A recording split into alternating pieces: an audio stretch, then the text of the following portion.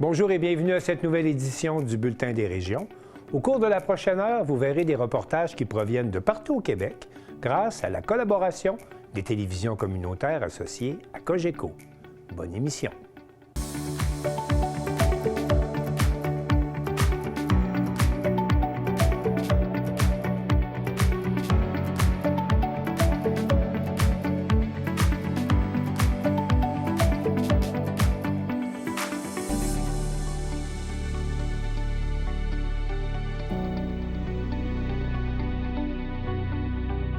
Au sommaire pour vous cette semaine. À Amqui, on souligne l'importance des entreprises adaptées dans notre économie. À Val-David, la maison Phoenix poursuit ses efforts pour construire, dans les Laurentides, une résidence à but non lucratif pour les personnes âgées. À Gaspé, le Centre québécois de formation en maintenance d'éoliennes offre une formation de classe mondiale. À Baie-Saint-Paul, le bistrot des Balcons s'impose sur la scène de la musique émergente au Québec. À New Carlisle, c'est la finale du tournoi de curling de la Fondation Linda Lemore Brown. À Sainte-Christine d'Auvergne, une course de souffleuses de plus en plus populaire. À Rigaud, sur la rivière des Outaouais, les amateurs de drift s'amusent sur 5 circuits de glace. Mais pour commencer cette émission, nous allons faire le point sur la grande mobilisation actuellement en cours sous le thème « Le communautaire à bout », une mobilisation qui culminera du 23 mars au 2 avril prochain, alors que les organismes communautaires participants feront une grève de service. Daniel Yvon, de CTRB à Berthierville, fait le point sur cette grève à venir avec Isabelle Bazinet, la porte-parole régionale de cette mobilisation nationale. Peux-tu me donner ton titre dans le cadre de Le communautaire à bout? Oui, moi, en fait, je travaille dans un organisme communautaire à Saint-Gabriel, le Centre d'action bénévole Brandon, et je représente la MRC de Dautré dans la région de la Nodière pour la campagne Le communautaire à bout.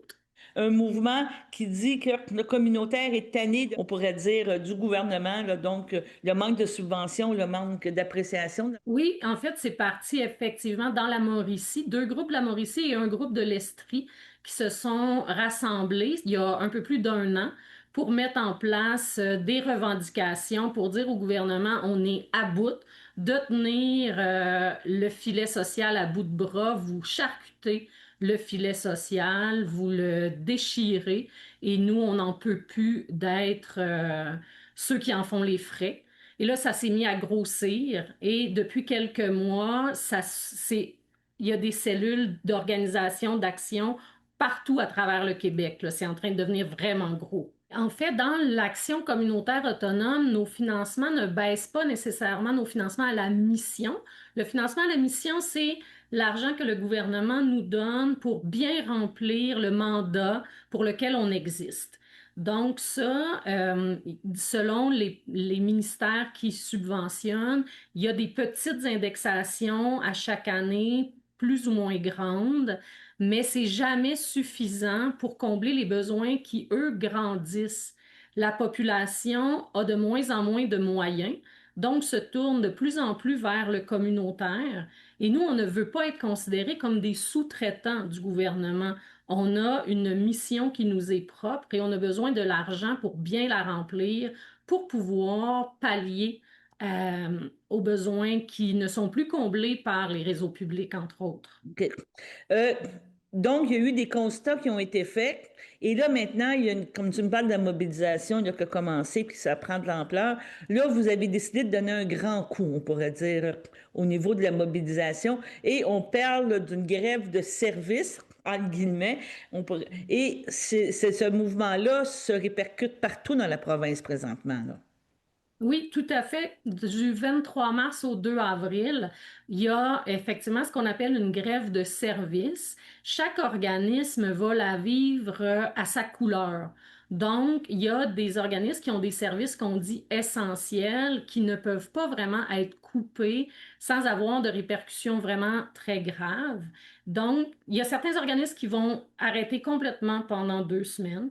D'autres vont diminuer de façon importante leur service, possiblement en faisant la réflexion de si je ne recevais que mon montant d'argent dit à la mission globale, voici ce que je serais capable d'offrir, excusez-moi, à la population.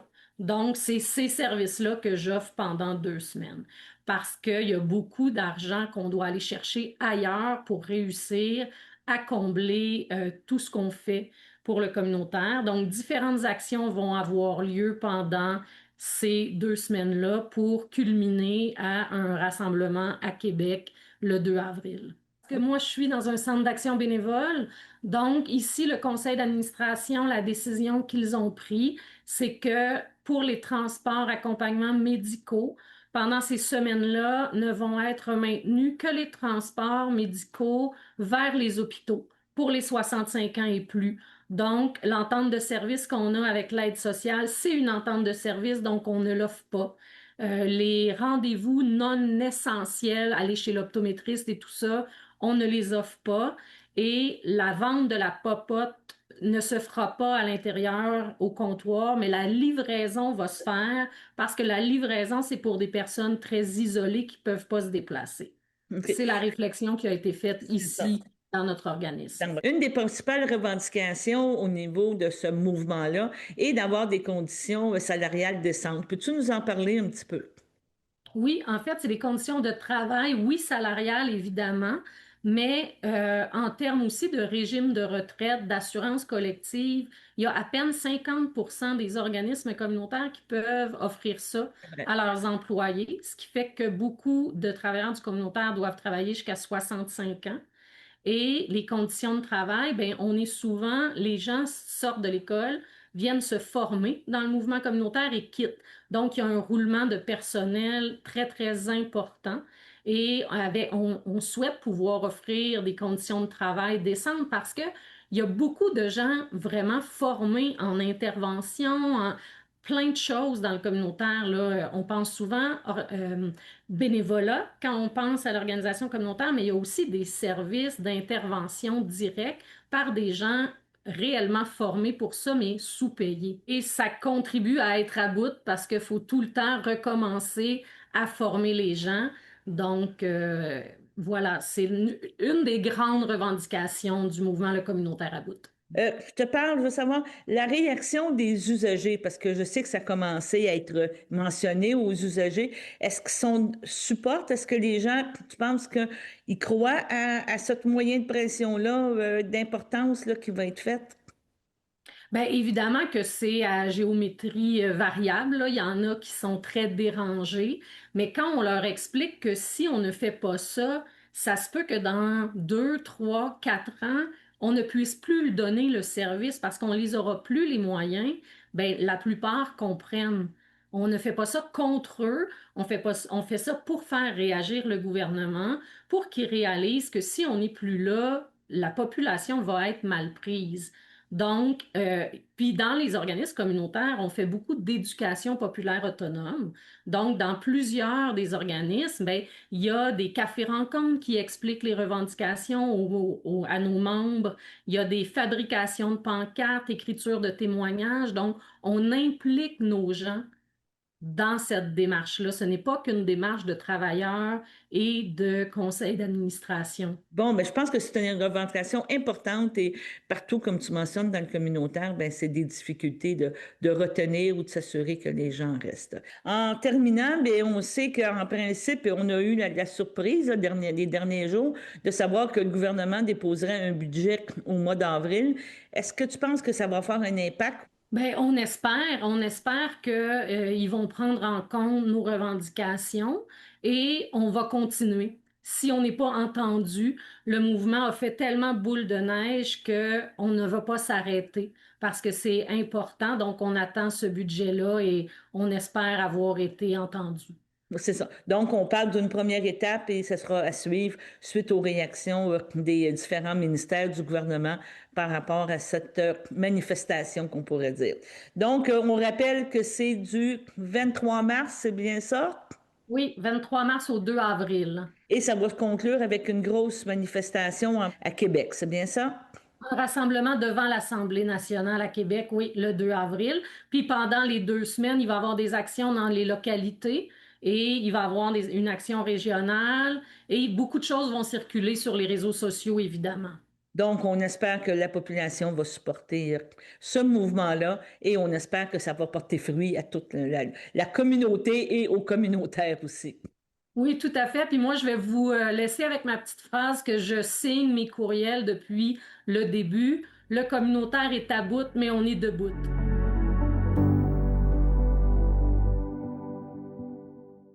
Stéphane Thériault, le président du Conseil québécois des entreprises adaptées, qui représente quelques 35 entreprises qui emploient 5 000 travailleurs ayant des limitations, était de passage à Amqui à l'invitation de 2 entreprises adaptées et Marc Després de la télévision de la Métis l'a rencontré.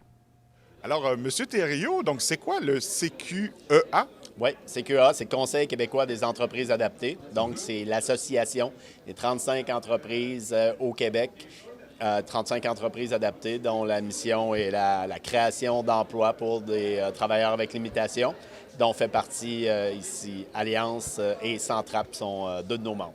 Donc, à ce moment-là, pour vous, un exemple comme aujourd'hui, c'est plus que bienfaiteur, là. C'est une excellente nouvelle, comme je disais tout à l'heure aux invités. Une des conditions de succès des entreprises adaptées, c'est l'ancrage fort au niveau régional, de voir 2 entreprises de la région qui vont unir leurs forces, justement, puis vont partager des ressources, des bonnes pratiques, des pratiques d'affaires aussi. C'est une excellente nouvelle pour les travailleurs et aussi pour toute la région. Et vous êtes même parti de Saint-Jean-Port-Joli pour être ici à Amqui, donc ça prouve l'importance de la nouvelle. Tout à fait. En fait, je suis parti de Québec même. Oui, OK, bon. Pour faire la route, mais c'est toujours un plaisir de redescendre en Bas-Saint-Laurent, Gaspésie, puis surtout pour une nouvelle comme ça. C'est sûr que nous, au Conseil québécois des entreprises adaptées, on salue ce genre d'initiative. Et bon, quel genre d'entreprise habituellement, quel genre de domaine? Oui, les secteurs sont très variés. On a des centres de tri. C'est sûr que le pain et le beurre des entreprises adaptées depuis plusieurs années, c'est la sous-traitance manufacturière, industrielle. Mais un peu comme on peut voir ici avec les entreprises, les secteurs sont très variés. Ils vont couvrir l'entretien ménager, la transformation du bois, l'imprimerie ici à Amqui. Donc, ce qui fait que quand certains secteurs vont moins bien, d'autres prennent la relève. Beaucoup de succès présentement à tout ce qui touche l'économie circulaire. Donc, ça demeure un réseau qui va très bien et qui est en bonne santé. Donc, pour les personnes qui travaillent, combien il y en a? On parle de 5 300 travailleurs, dont 4 000 travailleurs avec limitation sur l'ensemble du réseau. On est présent de Sept-Îles à Rouyn-Noranda en passant par Montréal. Donc, ça veut dire qu'un tel réseau, c'est ultra important pour tous ces gens-là, là. Ultra important. C'est un des beaux cadeaux que la société québécoise s'est fait depuis presque 50 ans maintenant, le concept des entreprises adaptées. On donne l'opportunité à des gens, on accueille des gens qui peuvent avoir certaines limitations. Mais chez nous, les limitations deviennent des forces. Ces gens-là peuvent se développer sur le plan personnel, le plan de l'employabilité à un rythme qui est le leur. Donc, vraiment, c'est un concept unique et très important encore dans notre société. Et ce sont sans aucun doute toutes des entreprises d'économie sociale à ce moment-là? Donc... 100% BNL. On a une coopérative de travailleurs dans le réseau. Donc, on s'assure des modèles qui sont bien ancrés localement dans les communautés. Donc, ça veut dire que quelqu'un qui fait affaire avec toutes ces entreprises-là, ou l'une de celles-ci, c'est extrêmement important parce on participe à l'économie de la région, mais on permet à ces gens-là d'avoir des expériences de travail. Exact. Au-delà de l'économie, il y a une mission sociale qui est très forte. Donc, c'est sûr que d'encourager. Et au-delà de l'encouragement, les entreprises adaptées, c'est un symbole de qualité à travers les années, peu importe les secteurs. Donc, c'est sûr qu'on encourage les gens localement à faire affaire avec les entreprises adaptées. Donc, il n'y a aucun doute à avoir. Donc, ces gens-là sont spécialisés, sont dévoués. Donc, on est sûr et certain de faire affaire avec des entreprises là, importantes. Là. Tout à fait. On a des problèmes. Tout ce qui est au niveau de l'encadrement, de la supervision, les gens sont formés justement pour travailler avec les travailleurs qui peuvent avoir des besoins spéciaux. Puis on le voit, il y a aussi une certaine longévité dans le réseau. Donc, les gens ont à cœur leur travail. Quand on visite une entreprise adaptée, ce qu'on voit, c'est un rythme différent, c'est des sourires, c'est une famille Donc, oui, on encourage tout le monde à faire affaire avec les entreprises adaptées. Est-ce que ça arrive souvent que 2 de vos entreprises, finalement, fusionnent ensemble ou travaillent maintenant ensemble? Oui, effectivement, Oui. ça demeure une tendance. Vous voyez, il y a une douzaine d'années dans le réseau, on avait 47 entreprises. Présentement, on est à 35, mais la bonne nouvelle, c'est jamais perdu d'emploi. Donc, OK. on voit que l'union des forces sert bien et l'objectif, c'est le maintien des emplois de qualité pour les travailleurs à besoin. Bien, merci beaucoup. Merci à vous.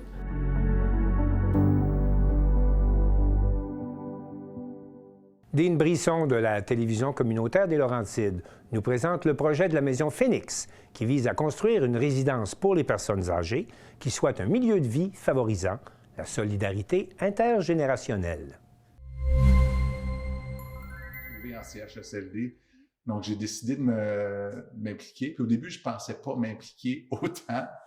Mais finalement, ils m'ont dit « Ah, ben, toi, tu as l'air pas pire, tu ne voudrais pas être président. » Je dis « Ben, OK, c'est une grosse affaire. » Là. Puis il y a tellement de monde qui sont impliqués depuis le début. Même si des fois, il y a des passages à vide, un peu, on se dit « Ben, ça va-tu marcher? » Parce que là, depuis 10 ans, on veut construire, puis on n'a toujours pas construit. Mais il y a tellement de monde impliqué. On a, tu sais, Maison Phoenix, on a 70 bénévoles aînés qui s'impliquent dans le CA, dans le comité intergénération, parce que même si on n'a pas construit la maison, depuis 5 ans à peu près, on a déjà mis sur pied des activités intergénérationnelles. Donc, on a plein de bénévoles aînés, surtout, qui font des activités avec les jeunes de l'école. Et les aînés triplent là-dessus, parce que là, ils sentent qu'ils peuvent transmettre certaines choses, avoir une connexion avec des enfants. Les profs, ils trouvent ça génial parce que là, ils ont des activités avec des gens compétents. Tu sais, un exemple, une prof de philo qui donne philo pour les enfants au primaire, des cours de sexologie au primaire. On a des bénévoles qui vont faire des marches en forêt pour leur parler des champignons, des arbres, parler de la botanique. Donc là, les profs, ils ont comme des gens hyper compétents qui donnent de leur temps bénévolement. C'est précieux. Ça, c'est génial. Puis les enfants réagissent tellement bien à ça. On a un aîné qui tripe échecs, elle organise des midis échecs. Ah, ça, c'est le fun. Ils font des tournois d'échecs. Là, les aînés viennent jouer contre les enfants, puis avec les enfants. Il y a des moments magiques qui se passent. Alors ça, depuis 5 ans, ça roule déjà. Déjà, la Maison Phoenix a des activités qui fait qu'on est impliqué dans la communauté. On est déjà présent. Et c'est grâce, entre autres, à des employés qu'on a réussi à engager. On a 3 personnes dévouées à Maison Phoenix, là, qui en font bien plus que ce qu'on leur demande parce qu'ils y croient vraiment. Puis ça a été possible parce qu'on a eu des soutiens de fondations, entre autres la Fondation de Gaspé-Beaubien. Donc, M. de Gaspé-Beaubien, Mme de Gaspé-Beaubien qui ont leur maison résidence secondaire à Valmorin. Et ils ont accepté, ils ont dit « Qu'est-ce qu'on peut faire pour vous aider? C'est génial ce projet-là. » Puis depuis 5 ans, ils nous ont donné un sacré coup de pouce là, pour partir. Puis une fois que tu as une fondation comme eux qui soutiennent, mais il y en a d'autres qui embarquent. C'est sûr que c'est toujours dans le communautaire, il faut toujours retrouver des sous. Là. Mais là, on a quand même une certaine... tu sais, pour les 3 prochaines années, on a quand même des sous pour continuer d'avancer là-dedans.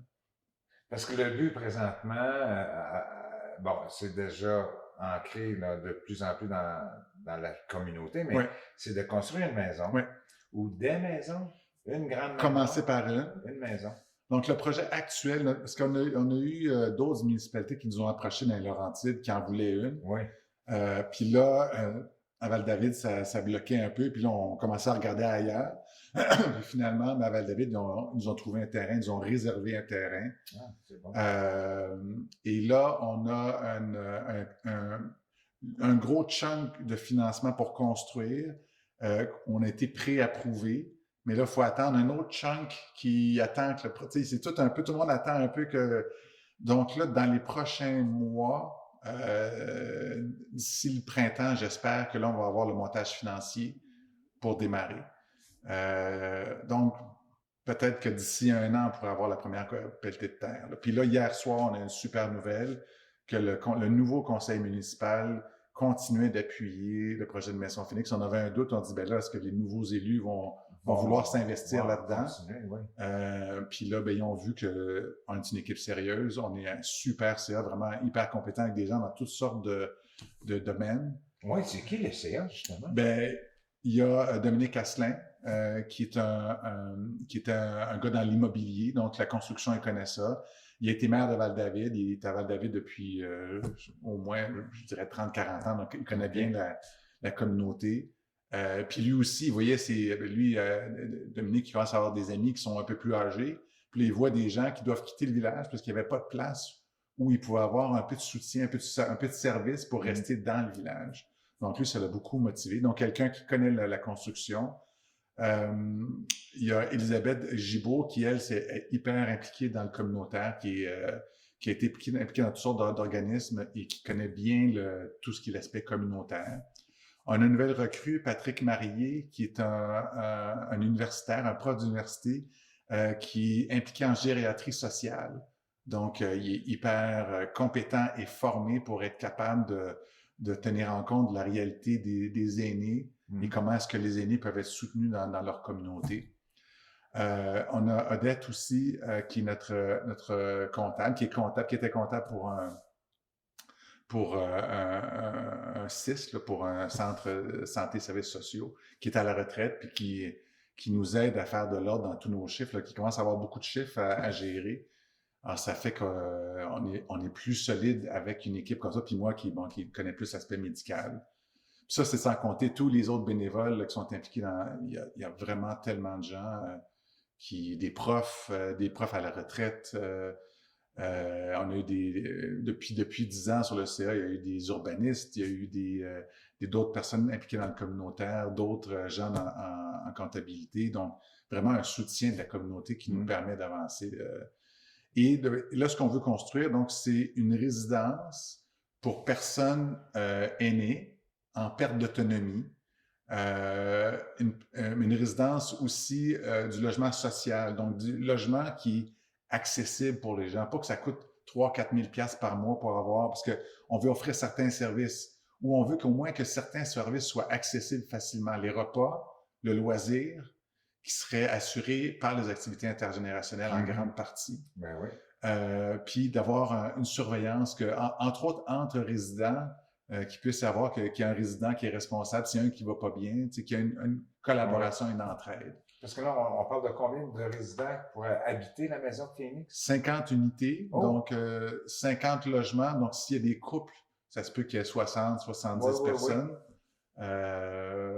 Puis là, c'est ça. Donc là, on essaie d'ajuster en fonction des besoins.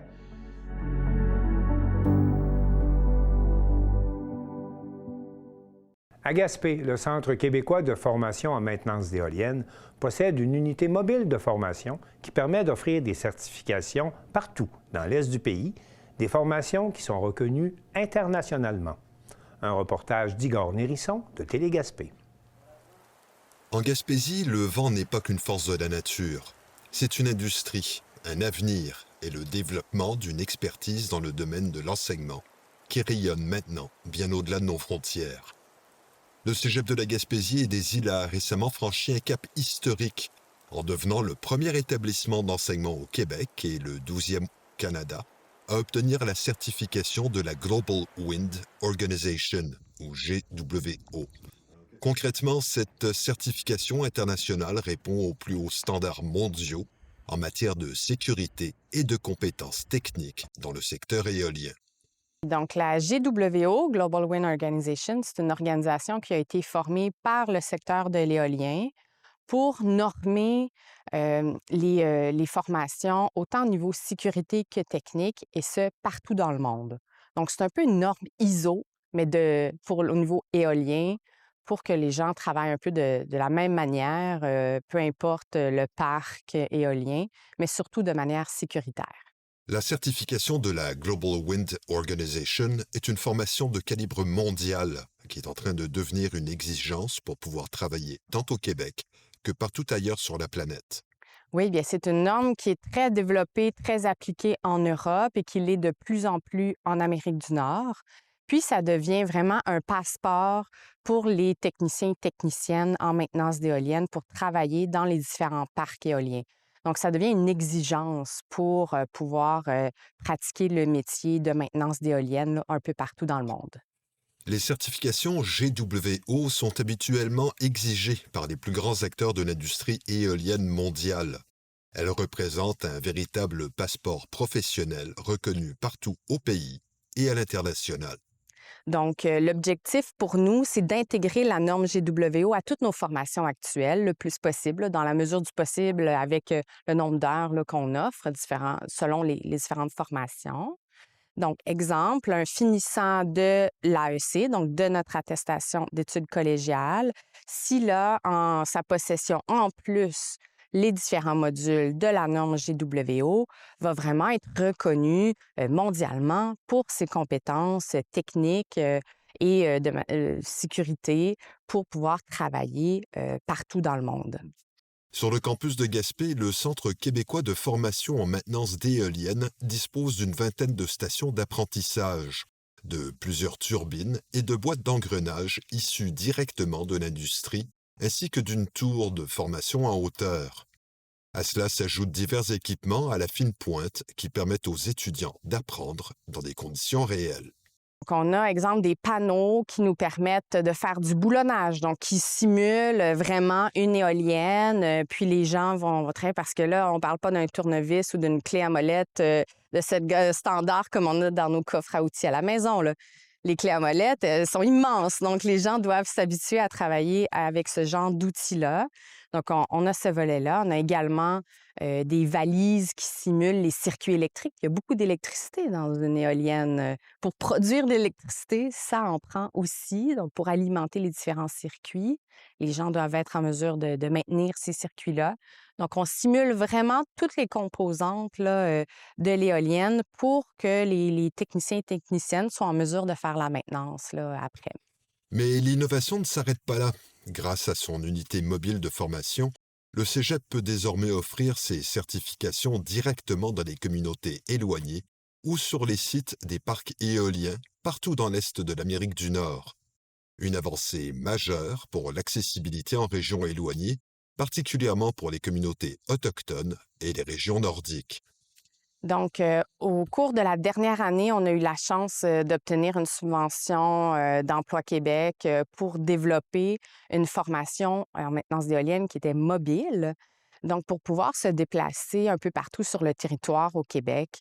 L'objectif, c'était principalement d'aller chercher les participants de nationalité autochtone et aussi les femmes qui ne peuvent pas nécessairement se déplacer à Gaspé pendant plusieurs mois pour suivre une formation.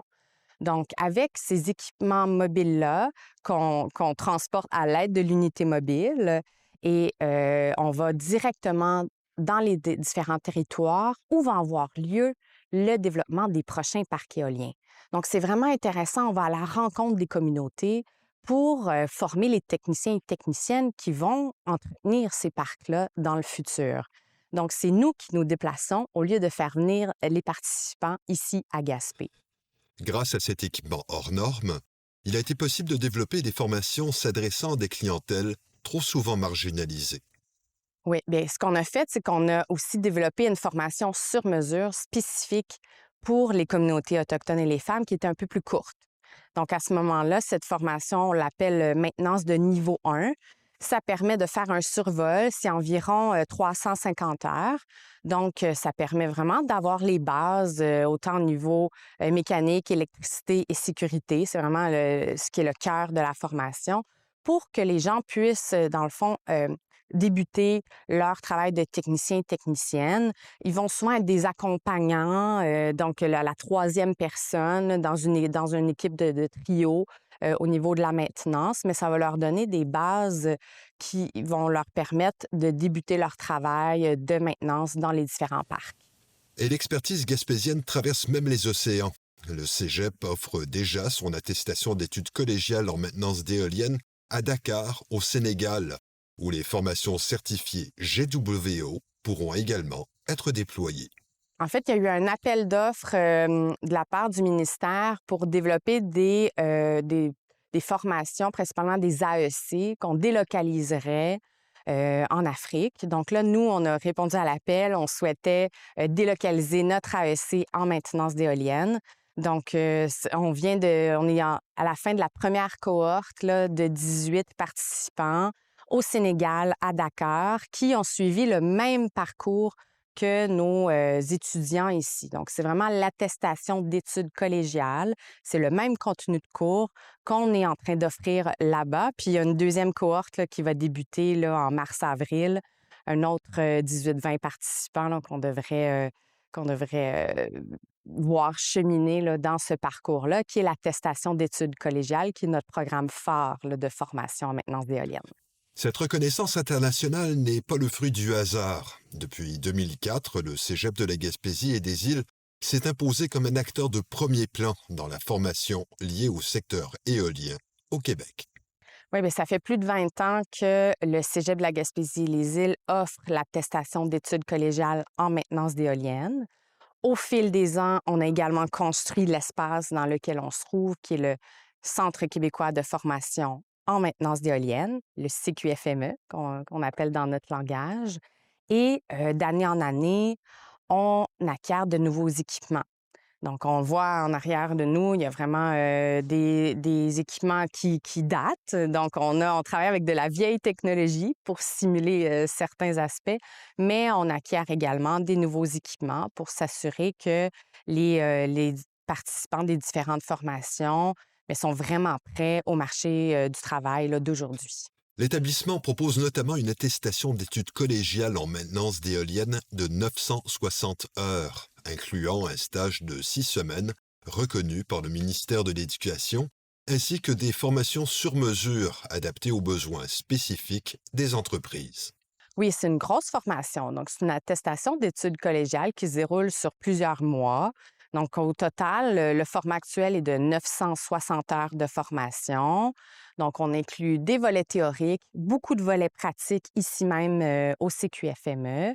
Et ensuite, les étudiants partent en stage dans les différentes entreprises, directement dans les parcs éoliens.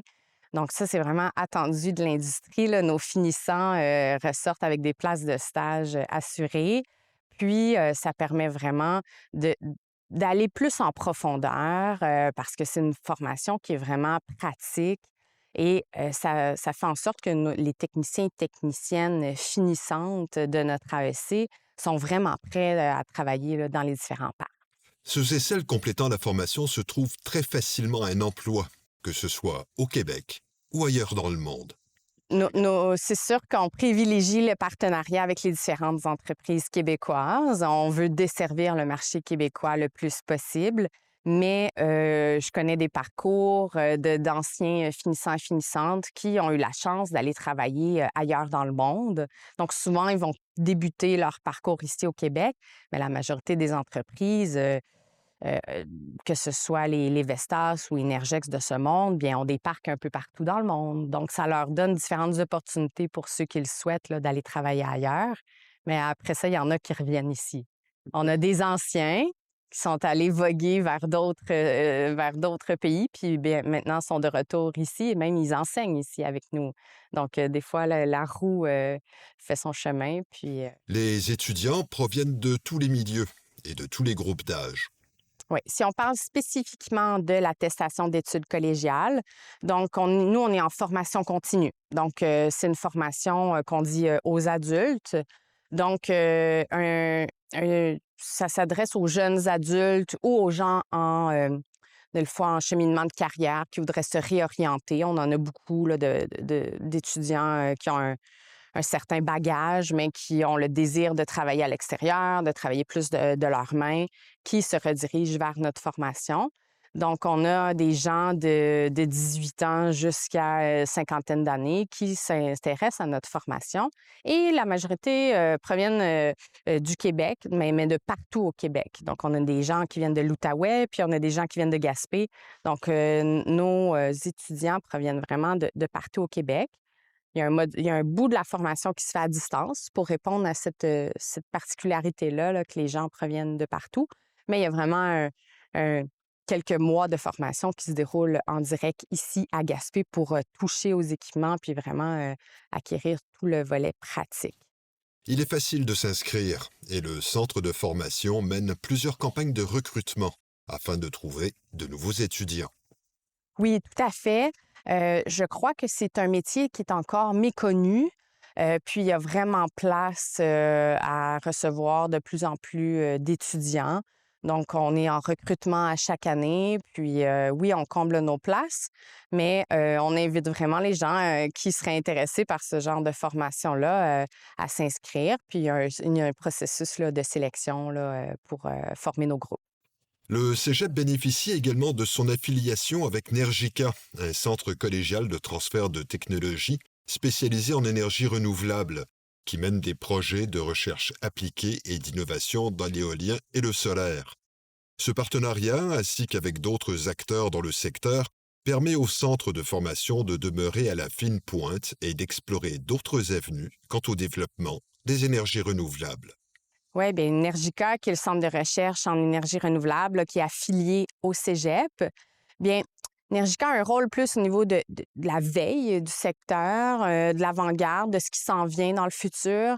Donc, c'est sûr qu'on a une collaboration constante avec eux pour se garder à l'affût de ce qui s'en vient. Exemple, là, les prochains développements vont probablement être dans le secteur du solaire.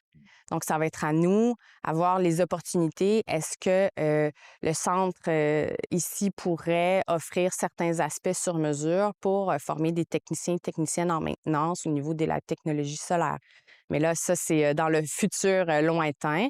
Mais à court terme, vraiment au niveau du secteur de l'éolien, bien, c'est vraiment un partenariat important pour se garder au fait de ce qui se passe dans l'industrie, des développements aussi. Donc, on parle beaucoup à Nergica, mais on parle aux entreprises du secteur, on parle au gouvernement, on parle à Hydro-Québec aussi, pour être à l'affût des besoins de main-d'œuvre qui s'en viennent. C'est vraiment ça notre situation pour vraiment répondre aux besoins de l'industrie là, dans notre cas. Et la demande pour les diplômés de l'AEC en maintenance d'éoliennes n'ira pas en diminuant, alors qu'Hydro-Québec veut accélérer la cadence et a annoncé des projets majeurs de développement dans le domaine de l'éolien. Un défi que compte bien relever le centre de formation en collaboration avec tous les acteurs du milieu. Ça fait en sorte que les besoins de main-d'œuvre vont être de plus en plus grands. Donc, on avait ressenti le ralentissement autant au niveau de l'intérêt, que ce soit des étudiants ou des entreprises, là, à s'investir dans ce secteur-là. Mais là, depuis 2-3 ans, c'est reparti de plus belle et ça fait en sorte qu'on a les besoins de main-d'œuvre vont être grandissants. Puis, nous, on doit prévoir ça là, dans nos cycles de formation. Ça nous donne aussi les coups des franches pour avoir justement des discussions avec l'industrie. On sent que l'industrie est très collaborative, veut nous aider à les aider. Puis ça, c'est une dynamique là, qui s'est installée assez récemment, qui est très, très intéressante comme centre de formation parce que ça nous permet vraiment d'être connectés à l'industrie.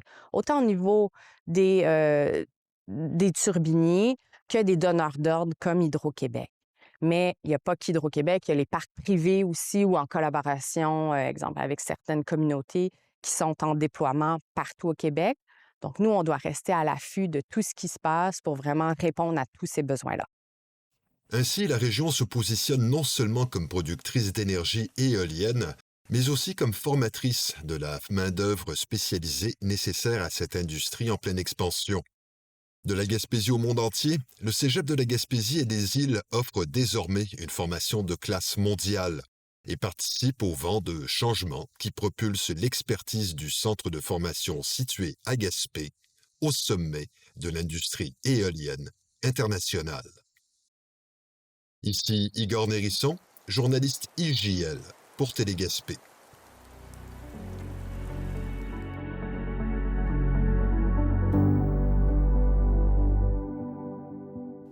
Baie-Saint-Paul est une ville où la culture, sous toutes ses formes, occupe une place importante et Félix Chouinard de TVCO nous fait découvrir le Bistrot des Balcons, une scène locale qui occupe une place spéciale pour la diffusion de la musique émergente au Québec.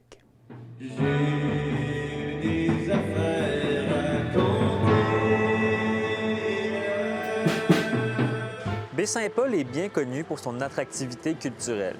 Du groupe des Sept aux différents musiciens qui s'arrêtent ici le temps d'un festif, la ville est une vraie plaque tournante de l'industrie culturelle québécoise. On pourrait même dire qu'assez souvent, elle arrive à se tailler une petite place dans le cœur des artistes qui viennent nous visiter.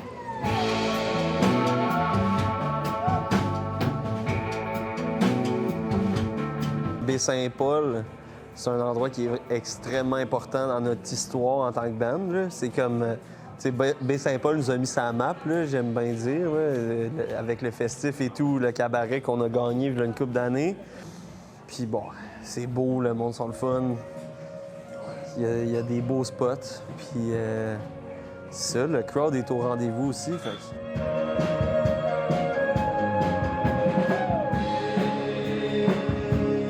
À travers cet héritage culturel, il y a une salle, à Baie-Saint-Paul, qui commence à faire parler d'elle en recevant semaine après semaine des artistes de partout au Québec.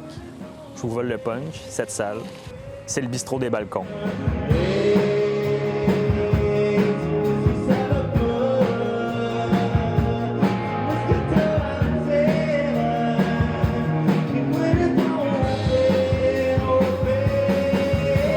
Je pense que ça fait depuis quand même, on est ouvert en 2017, ça fait depuis 2017 qu'on fait des spectacles de plus en plus. Avant dans la petite chapelle de notre ancienne auberge, sinon à l'extérieur l'été. Fait que déjà, depuis 2017, on a quand même une réputation qui s'est créée petit à petit avec un setup quand même plus petit, donc une autre situation. Mais puis là, avec le bistrot, avec la scène qu'on a, la situation qu'on a, avec le restaurant qui est au niveau du chemin, au lieu que ça soit au 3e étage caché.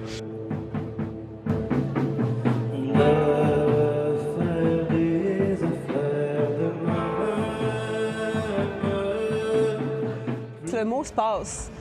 À force d'avoir des bands différents puis faire affaire avec des boîtes de production différentes aussi, bien forcément, vu que ça se passe bien, puis que l'expérience est bonne quand ils viennent ici, bien ça donne le goût de nous envoyer d'autres mondes après ou de revenir pour une 2e, 3e, 4e fois. Fait que tranquillement, c'est le bouche à oreille beaucoup là, qui a fait son effet à ce niveau-là, je pense.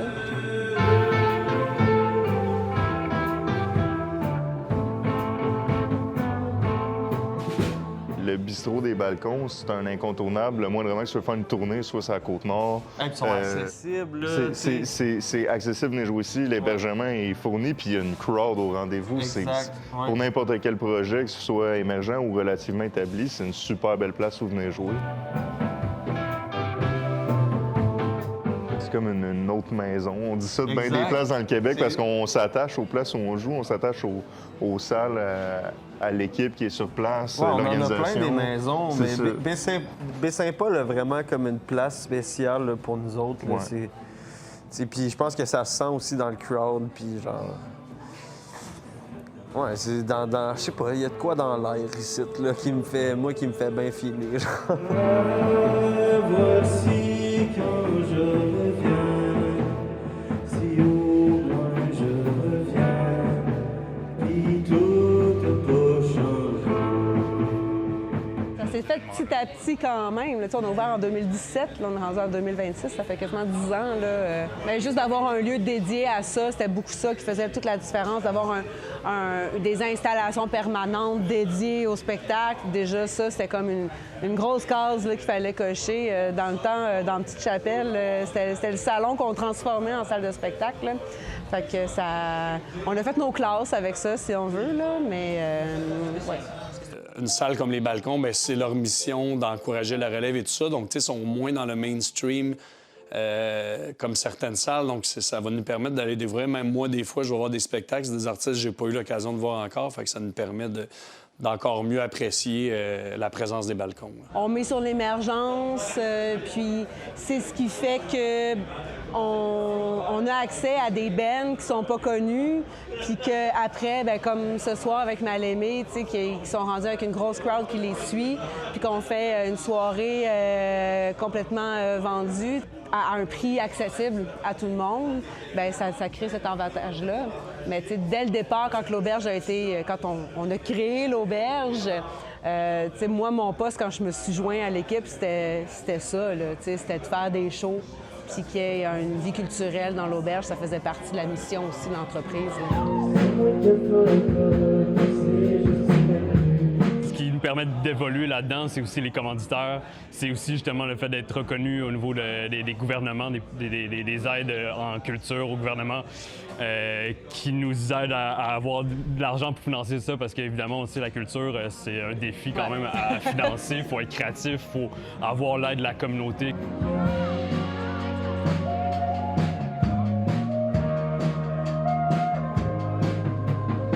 Tu sais, nous autres, on peut pas tout faire, puis c'est le fun qu'il y ait des gens comme les balcons qui portent cette mission-là. Puis ça rend juste Baie-Saint-Paul encore plus attractif pour les artistes. Tu sais, autant que des fois, balcons vont créer des artistes, ils connaissent Baie-Saint-Paul avec le festif, puis de l'autre sens, il y a des artistes que nous, on n'aura pas au festif qui vont découvrir les balcons. Fait que, bref, c'est vraiment un beau mélange. Puis ça renforce finalement la réputation culturelle de Baie-Saint-Paul.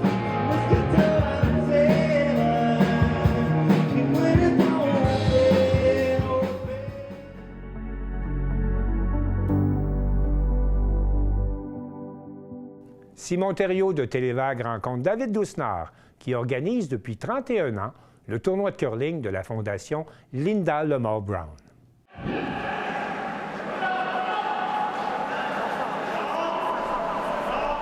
Le week-end dernier marquait la conclusion du tournoi de curling annuel au profit de la Fondation Linda Lamar Brown.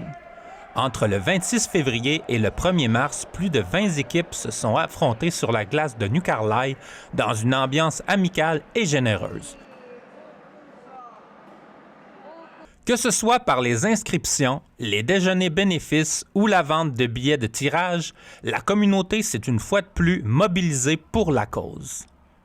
Un immense merci aux joueurs, aux bénévoles et à tous ceux qui sont passés pour faire de cet événement un véritable succès collectif. Bonjour David, ça va bien? Oui, très bien. Sauf la dernière partie, mais très bien. Oui, la dernière partie n'a pas été à ton goût? Non, on a perdu. C'est pas toujours fun, mais on s'amuse. Oui, l'important c'est de s'amuser. Puis toi, en plus d'être un joueur aujourd'hui, tu es aussi l'organisateur du tournoi de curling. Oui. Juste pour les dernières 31 ans, je pense. Dernière 31 ans? Oui, je fais ça. Puis je suis un directeur pour l'association Linda Lamar Brown. Puis on a 5 personnes sur ça. Puis c'est pour ça qu'on a le tournoi curling pour ramasser les fonds pour les personnes avec le cancer. Donc, tu es directeur de l'association Linda Lamar Brown, c'est ça? Parce qu'aujourd'hui, vous jouez justement pour la bonne cause, pour la Fondation. Est-ce que vous êtes satisfait de le nombre d'inscriptions qu'il y a eu en fin de semaine? Oui, on est chanceux. On a 22 équipes. Dans notre ligue, on a seulement 11. On a le monde qui vient juste pour aider la cause. Ils ne sont pas vraiment les curlers, mais ils s'amusent, puis ça va bien. Puis la plupart des gens qui ont joué au curling aujourd'hui, c'est des équipes organisées qui jouent dans une ligue à New Carlisle. On a 11 équipes qui ont joué dans la ligue. Comme j'ai dit, les autres 11 équipes sont pas...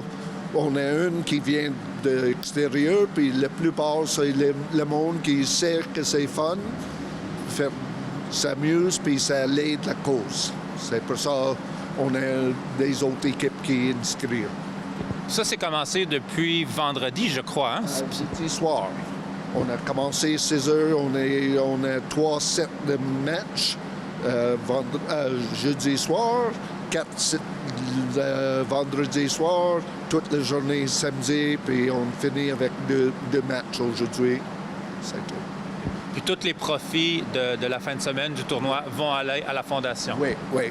Puis on a le monde qui apporte les sandwichs, le soupe, des choses comme ça qu'on vend. On a un bar toujours. On fait le moitié-moitié. Puis on a des raffles, je ne suis pas sûr comment c'est ça en français, pour des prix, qu'on vend des billets, puis tout ça. Puis les pouvoirs au restaurant ou au bar, on ne garde pas ça, on donne aux fondations. Bon, bien super. Fait que bravo pour le tournoi, pour la fin de semaine. Généralement, on va ramasser vers 10 000 pour la fin de semaine. Au moins. C'est vraiment bon? Oui. Comme je dis, on a 22 équipes. Chaque équipe, c'est 80 $ pour inscrire. Puis après ça, comme l'autre soirée, on a moitié, 435 $. Ben super, fait que un gros merci, puis je vais te laisser aller pour la remise des prix. L'équipe des Roches est la grande gagnante de l'édition 2026 du tournoi de curling de la Fondation Linda Lamore Brown. L'équipe championne était composée des membres suivants: Gabriel Holmes, Marc-André Desroches, Germain Desroches et Louis-Alexandre McNaughton.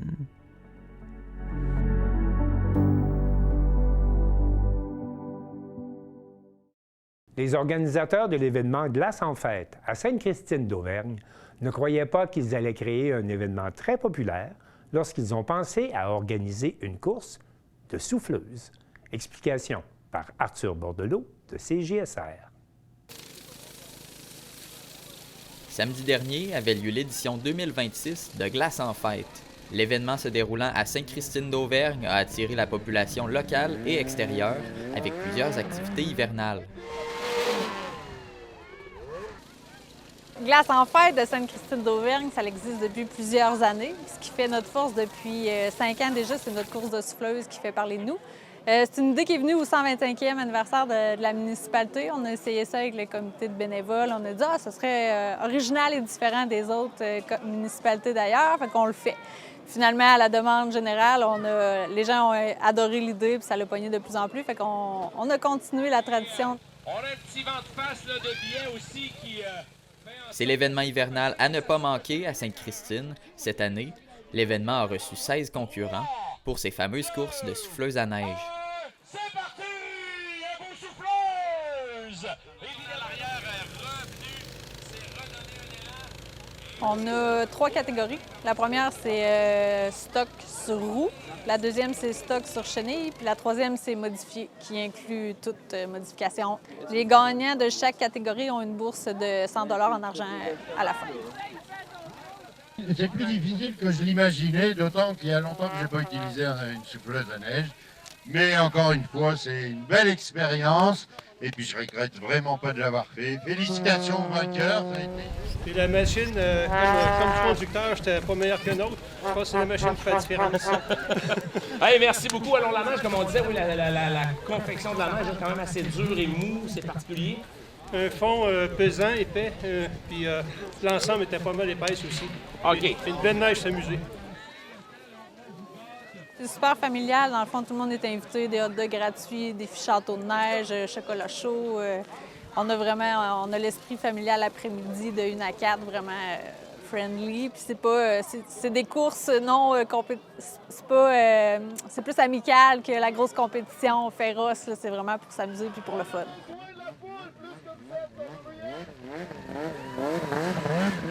Un spectacle d'acrobatie en motoneige a été présenté par l'équipe de Trap Freestyle.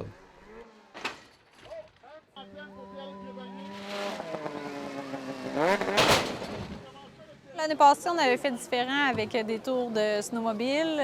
D'année en année, on alterne. Ils étaient venus il y a 3 ans, puis on les a rappelés à la demande générale parce que les citoyens avaient vraiment aimé ça. Donc, c'est vraiment à couper le souffle. Ça fait bien entre chaque catégorie. Ça fait un beau spectacle pour les gens qui patientent les courses. Dans le fond, au début, c'était pour nos citoyens. Au début, on avait des gens de la région seulement, mais là, on est rendu avec des gens de Charny, Québec, Lévis, Shawinigan. Fait qu'on a des compétiteurs de plus loin. Fait que là, ça prend de l'ampleur dans la région. Fait que c'est vraiment le fun de voir que ça fait parler de Sainte-Christine d'Auvergne avec son originalité. On aime ça. C'est le fun d'accueillir les gens de l'extérieur dans nos événements. C'était Arthur Bordelot, depuis Sainte-Christine d'Auvergne, pour CJSR.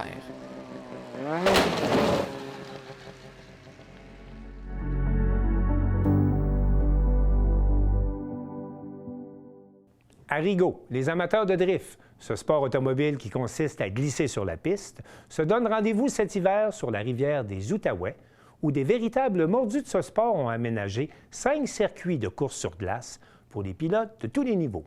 Un reportage de Félix Sabourin-Gonzalez de CSUR.tv.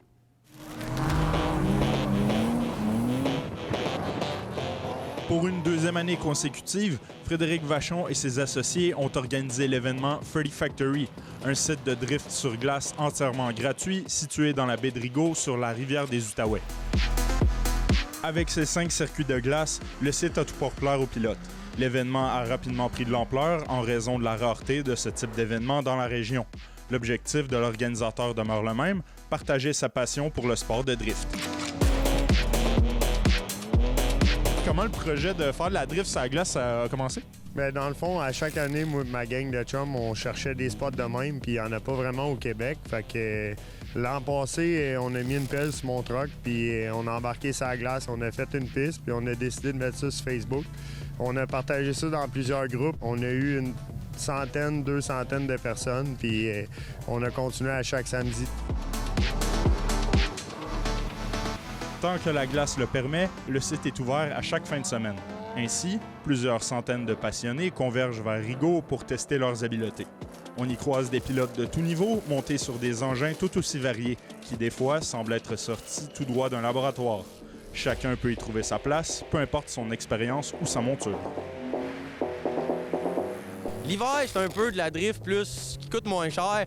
Même si tu as un setup à 10 000 puis tu as un Honda Civic avec des tires d'été, ben viens-t'en. Il y a un code de couleur. La couleur blanc, c'est que tu veux ne pas être approché, que tu veux ton espace. Puis la couleur rouge, c'est que tu veux faire partie des trains, les voitures rapprochées, plus sportifs, plus compétitifs, mettons. Pourquoi faire ça en 4 roues? Parce que c'est ma seule bébelle.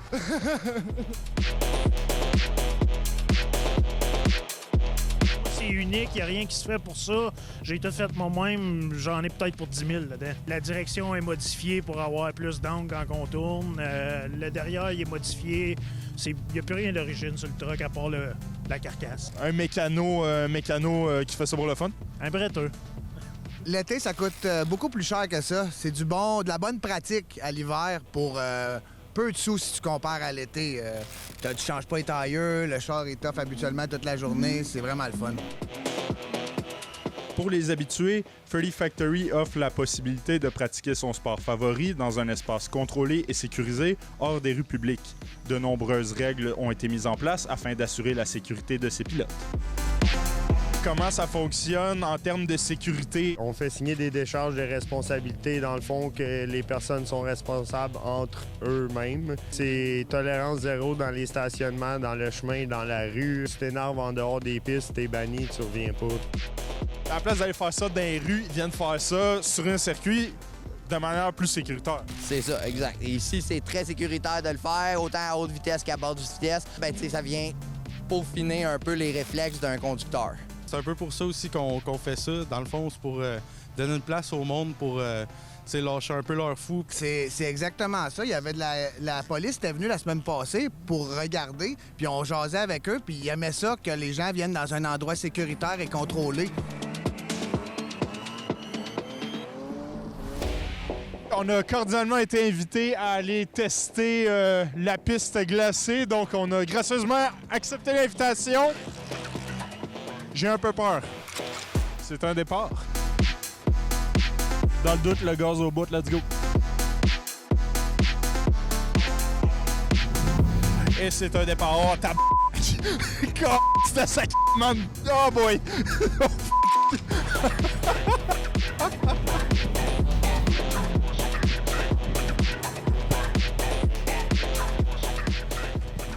À ne pas faire dans la rue, mais bel et bien à Furdy Factory sur Rigaud, sur le lac.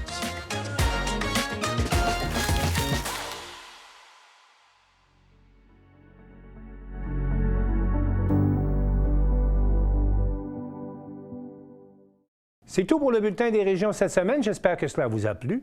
Je remercie toutes les stations de télévision participantes et je vous dis à bientôt.